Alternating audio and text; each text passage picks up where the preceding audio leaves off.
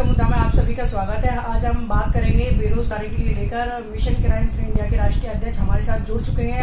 हम इनसे बात करेंगे बेरोजगारी की जो समस्या है उनसे बात करते हैं। जी सर, आपका नाम? मेरा नाम पहलवान अमित भाटी, मैं mission crime free India force का राष्ट्रीय अध्यक्ष हूँ। जी, बेरोजगारी के लिए लेके आप क्या कहेंगे सर? देखिए, मैं आपको सबसे पहले तो आज का मुद्दा जो आपका चैनल है इसको धन्यवाद करता हूँ कि आपने इस विषय पर जो है यहाँ पर आप आए इंटरव्यू के लिए। मैं आपको बता देना चाहता हूँ, सभी सम्मानित साथियों को बता देना चाहता हूँ कि जिले के अंदर गौतम बुद्ध नगर के अंदर जो आज सबसे प्रमुख समस्या है, जो जन जन की समस्या है, वो बेरोजगारी है। यहाँ पर धीरे धीरे जो किसानों का कार्य है, जो किसानगत है, वो पूर्ण तरीका से समाप्त होती जा रही है और यहाँ के उद्योगों में जो स्थानीय युवा हैं उनको बिल्कुल भी भागीदारी नहीं दी जा रही है। 200 किलोमीटरों की कंपनियों पे चिट लगी हुई है कि 200 किलोमीटर दूर का बच्चा हम यहाँ रखेंगे। मैं आपके माध्यम से बात कहना चाहता हूँ कि आप इस बात पर विचार करें कि किसानगत जो खेती है उसे जाने के बाद में किसान का बच्चा आखिर क्या करेगा। उन्हें जब वो कंपनियों में पढ़ लिखने के बाद, ग्रेजुएशन होने के बाद कंपनियों में जाते हैं तो वहाँ पर उन्हें निराशा के अलावा कुछ हाथ नहीं लगता। उनसे कह दिया जाता है कि आपकी भर्ती यहाँ पर नहीं होगी, यहाँ सिर्फ 200 किलोमीटर दूर का बच्चा लिया जाएगा। जितने भी उद्योग यहाँ पर हैं और भविष्य में जो भी आने वाले हैं, ये एक बहुत बड़ी समस्या है। इस समस्या को लेकर हम पिछले करीब 4 महीने से, पहले लॉकडाउन चल रहा था, लॉकडाउन समाप्त होने के बाद ही पिछले 4 महीने से हम पूरे जिले में गांव गांव जाकर कमेटियों का गठन कर रहे हैं, युवाओं को उनके अधिकार के प्रति जागृत कर रहे हैं। हमारी ये मांग है प्राधिकरण से, सरकार से, आदरणीय योगी आदित्यनाथ जी से, प्रदेश के यशस्वी मुख्यमंत्री हैं। ये मांग है कि यहाँ पर स्थानीय युवाओं को 50% का आरक्षण रोजगार में सुनिश्चित किया जाए, क्योंकि जमीन जाने के बाद में उनके पास यहाँ पर कुछ नहीं बचेगा और अगर उन्हें रोजगार भी नहीं मिलेगा तो वो क्या करेंगे, भविष्य में उनके पास काम करने के लिए क्या होगा।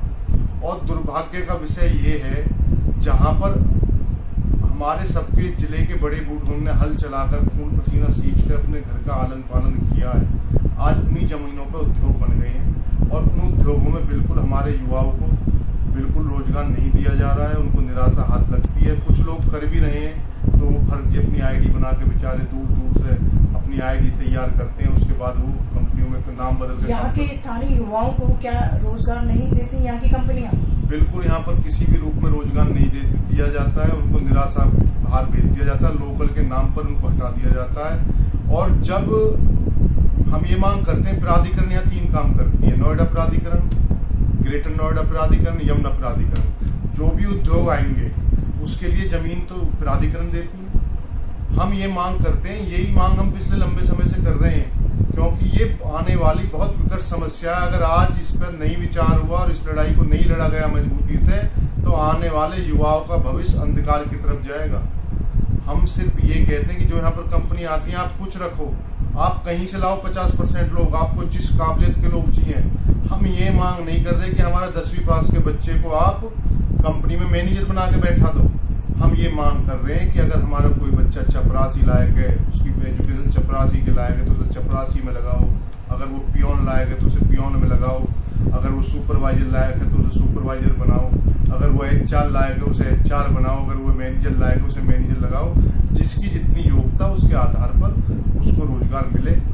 इस मुहिम को लेकर हम चल रहे हैं, पिछले लंबे समय से ये मांग है हमारी और इसमें हमें मजबूरन होकर अगर ये बात नहीं मानी जाती है तो चाहे हमें इसके लिए विशाल आंदोलन करना पड़े। बड़े आप आंदोलन की रणनीति के लिए अपनाएंगे? फिर मजबूरी है, और क्योंकि लोकतंत्र में यही व्यवस्था है अपनी बात कहने के लिए, या तो जहां नीति और नियम बनते हैं वहां से इसकी ये हो जाए जो हम मांग कर रहे हैं स्थानीय युवाओं के भविष्य के लिए, या फिर मजबूरी दूसरी लोकतंत्र में यही व्यवस्था है कि हमें आंदोलन करना पड़ेगा और आंदोलन को एक बड़ा रूप देना पड़ेगा।